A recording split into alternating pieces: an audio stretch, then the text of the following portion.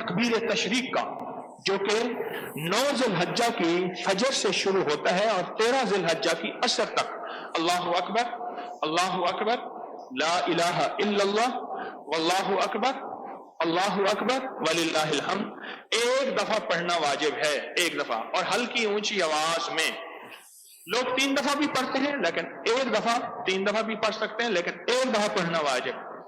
اس کے کچھ کمالات میں آپ کی خدمت میں عرض کروں گا، اس کے کچھ کمالات تکبیر تشریق کے۔ جو شخص نماز کے بعد یہ پڑھے گا، نماز کے بعد یہ پڑھے گا، اس کو کیا ملے گا؟ نماز اکیلی پڑھی ہے یا جماعت سے پڑھی ہے، اس کو بھولنا نہیں۔